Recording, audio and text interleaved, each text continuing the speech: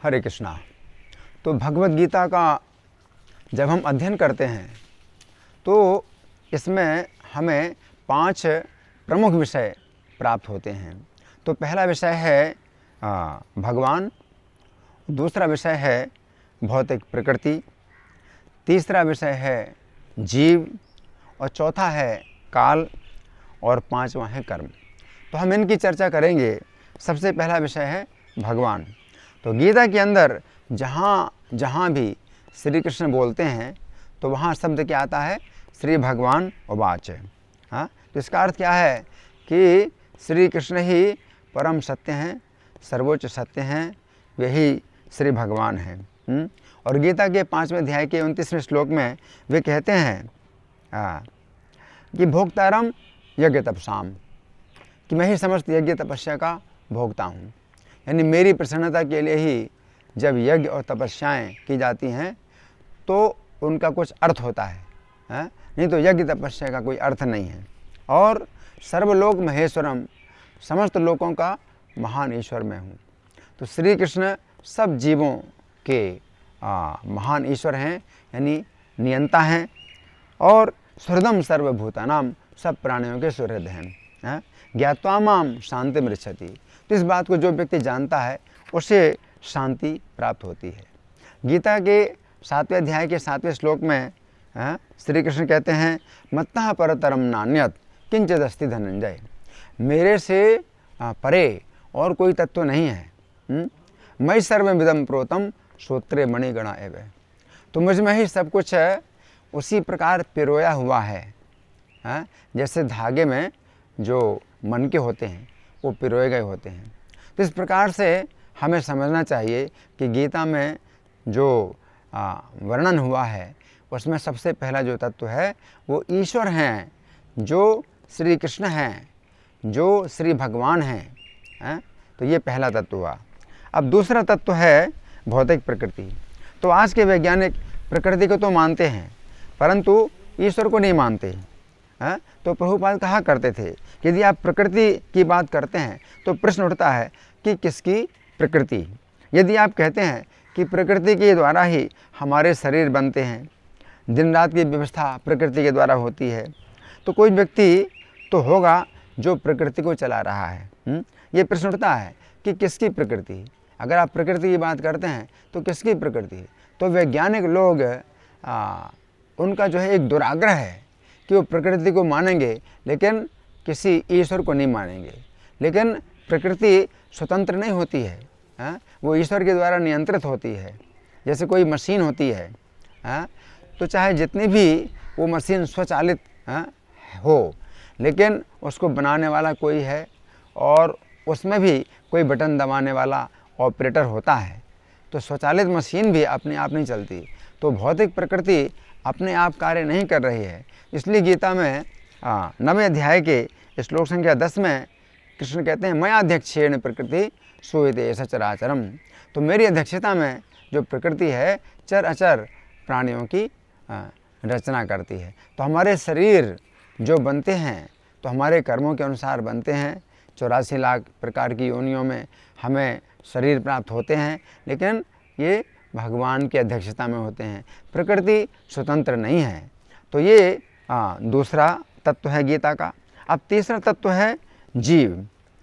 तो दूसरे अध्याय के श्लोक संख्या 11 से लेकर के श्लोक संख्या 30 तक अर्थात 20 श्लोकों में श्री कृष्ण ने जीव तत्व का वर्णन किया है कि शरीर अनित्य है और जीव नित्य है।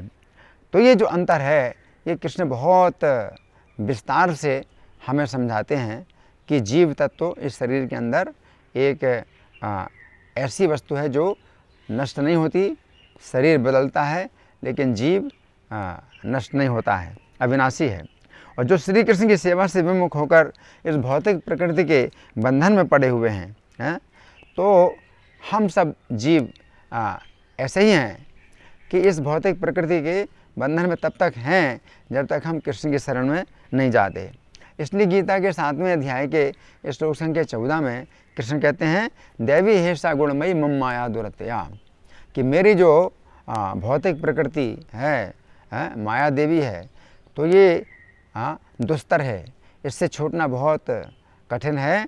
मामे भी ये प्रपद्यन्ते माया में दाम दरंदते, जो मेरी एकमात्र शरण में आते हैं वो इस माया से छूट पाते हैं।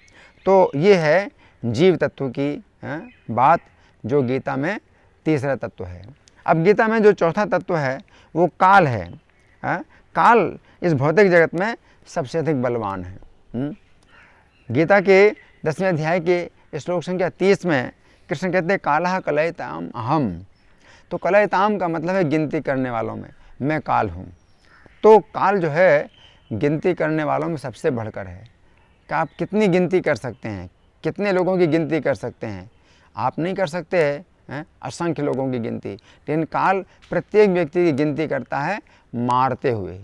तो हर व्यक्ति की जो है वो गिनती करता है मार मार करके, प्रत्येक जीव को जो है मारता है ना।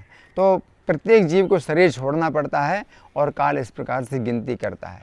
तो यद्यपि काल के द्वारा जीव नष्ट नहीं होता है, लेकिन शरीर जो नष्ट होता है उसमें जीव को कष्ट प्राप्त होता है।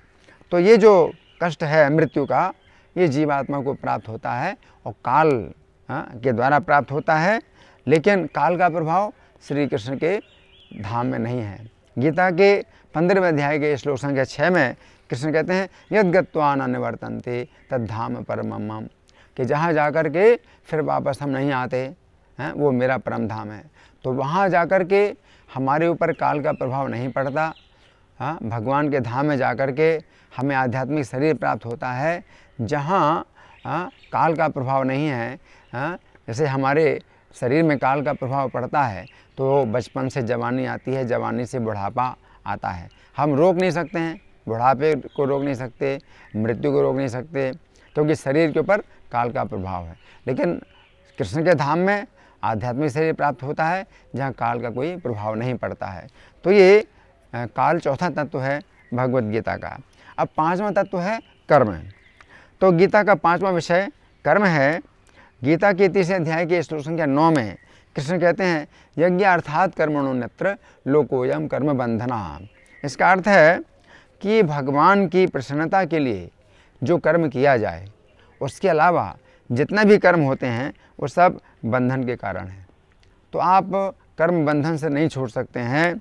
यहाँ तक कि अगर आप कोई भी कर्म नहीं करते हैं, आप सोचें कि मैं कोई भी कर्म नहीं करूँगा, केवल खाऊंगा और सोऊंगा, इस प्रकार से मुझे कर्म का बंधन नहीं होगा, तो उतने से भी नहीं काम चलेगा। उससे भी कर्म का बंधन होगा और वो बंधन और ज़्यादा खराब होगा, पाप का बंधन होगा। तो कृष्ण कहते हैं कि अघायुर इंद्रिया रामो। तो अगर कोई व्यक्ति कृष्ण की प्रसन्नता के लिए कर्म नहीं करता है और केवल खाता है, सोता है, सोचता है कि मैं कोई कर्म नहीं कर रहा हूँ, तो उसका भी जीवन जो है पाप कर्म से भरा हुआ है। और इस प्रकार से उसको दंड भोगना पड़ता है, पशु पक्षी की योनियों में जाना पड़ता है। लेकिन कर्म कैसे नष्ट हो सकता है? भगवान गीता के 4 अध्याय के श्लोक संख्या 37 में बताते हैं ज्ञानाग्नि सर्व कर्माणि भस्मसात् कुरुते तथा। अर्थात श्री कृष्ण की महिमा का ज्ञान अगर हो जाए और हम कृष्ण की महिमा, कृष्ण का गुणगान करते हैं और उन्हीं के विषय में सुनते हैं, तो वो जो ज्ञान की अग्नि है वो हमारे कर्मों को भस्म कर देगी। और जब कर्म भस्म हो जाएंगे तो फिर हम इस भौतिक संसार से छूट करके कृष्ण के धाम में जा सकते हैं। तो ये जो कर्म है ये एक बंधन है। इस भौतिक संसार में अगर मनुष्य जीवन प्राप्त होता है हमें, तो कर्म का बंधन अवश्य होता है, लेकिन कृष्ण की भक्ति से ही हम कर्म के बंधन से छूट सकते हैं। तो इस प्रकार से गीता के जो 5 विषय हैं, जिनमें से ईश्वर, प्रकृति, जीव और काल, ये 4 तत्व तो शाश्वत हैं, लेकिन जो 5वां तत्व कर्म है ये शाश्वत नहीं है। तो गीता का संदेश यही है कि हम श्री कृष्ण की शरण लें और कर्म के बंधन से मुक्त होकर श्री कृष्ण की सेवा करने के लिए उनके धाम में जाएं। हरे कृष्णा।